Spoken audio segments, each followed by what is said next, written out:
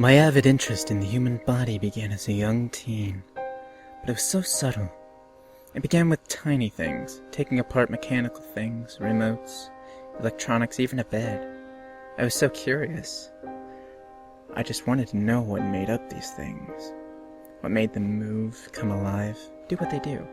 It was such a fantastic mystery, pulling apart a computer to find millions of parts that hum and vibrate. The only problem is that I could never put the mess of bolts and bits back together. Eventually, my parents got sick of me destroying things in the house, so they would buy me books to try and quell my unrestrained desire to pull apart objects. Sadly, that only subdued me for so long. After being hit, beaten, and screamed at by my parents, I stopped, till I started learning about the anatomy of animals. I think we've all squished spiders and killed ants. Whatever the reason may have been, it happened. I did this as a kid, but I never thought about cutting them open and taking a look inside them. It was a summer day, and I was relaxing outside. Our dog Alex brought me a present, a rat.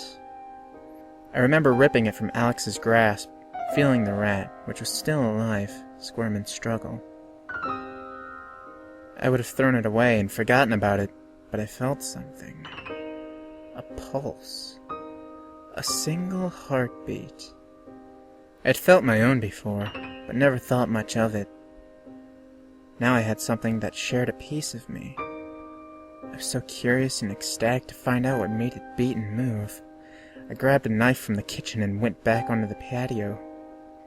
I held the rat down on the little table we had out there and began to saw my way into the rat's body. I only got so far till I hit the ribs, so at that point I dug my fingernails into the incisions I had made and began to pull apart the skin.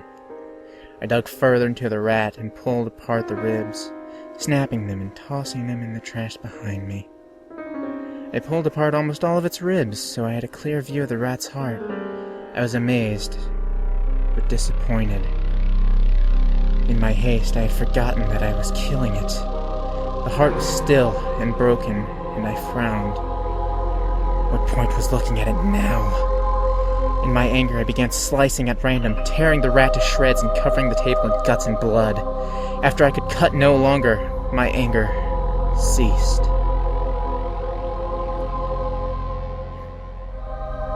I looked down at the bloody mess on the table in my hands. I heard car on gravel and knew my parents had come home. I quickly washed off the blood and tossed the bones and guts in the woods. As I grew older, it grew to other things. I occasionally cut open a mole or a squirrel, but I was always so careful.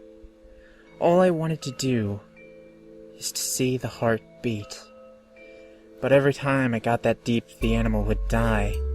I would grow frustrated and mutilate what was left of it. I had to be sure my parents never found out, and what I did was a secret. The closest I ever came to getting caught was in high school. We were in biology, and we were learning about the anatomy of animals, specifically the frog. And I'd been waiting so long for the day we would get to dissect it. It came painfully slow, and when it did come, I was so joyful and ecstatic I was shaking. Frogs didn't usually hang around my house, so this was a first-time experience. We were working in pairs, and I hadn't even noticed who my partner was. My face lit up when my teacher set down a small metal tray with 2 frogs neatly taped to it. We were separated into sections with small walls in between each section, giving everyone privacy. Each section had a small trash can under the table to dispose of the frogs. I sat down next to my partner and took the scalpel, and my partner began to talk about what we were to do. I completely ignored him. I began cutting away, inspecting and savoring each thing I cut out. I went from a slow and steady pace to a rampage. I simply cut and cut, feeling a growing sense of bliss. My partner stared with complete disbelief at me, but I continued. Soon there was nothing left on the tray except the other frog and a pile of unrecognizable guts and pieces. I calmly dumped my bits into the trash can, walked up to the teacher and told her I had to go to the nurse. My partner never spoke to me ever again. But now, I can't contain it anymore. I went to the medical school to try to become a surgeon, but I can't wait. This morning I called the cable company complaining about my TV acting up, and they sent a mechanic over. I told him that my TV was in the basement. I followed him downstairs, and before he could ask where the TV was, I took a metal baseball bat and hit him over the head. I tied him to the bed and began to sharpen my butcher knife. When he came to his senses, I had just finished sharpening the knife. He struggled against his leather restraints as I brought the knife near his hand. Turning the knife sideways, I began to slowly peel away the skin. I'd given him painkillers, but the look on his face was of pure terror. He tried to scream out loud, but I'd gagged him. I dug the knife into his raw hand, just half an inch, and began to peel away the little bits of muscle and skin. I had reached the tendons, and one by one I began to pluck them out. Each pluck sent a shock through his body, and finally I undid his hand strap. He tried to move his hand, but it hung limply. He was barely conscious now, so I gave him more painkillers. I then began to work at his legs, repeating the process I did with his hands. Now his legs were raw, and both his hands and his legs were bleeding freely. Before I could finish his legs, he passed out, and his legs stopped struggling. I got angry and fell into my old habits. I slashed and stabbed his legs, ripping them to shreds until I'd reached bone.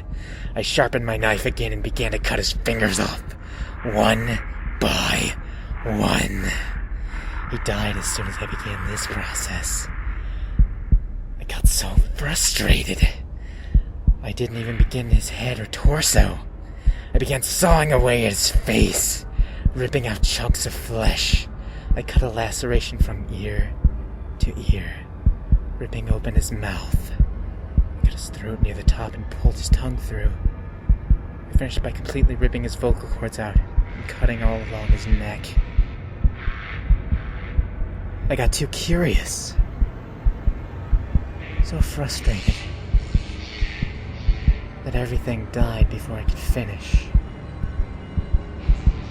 I had a wild idea. What about me? I smiled and brought the knife to the upper left part of my torso, where the heart was. I took as many painkillers as I could, and began to cut and cut. Looking down at my bloody torso, I felt pure and utter joy. And then it happened. I pulled out a small red object, and it gave a single beat. One slow and utter beat.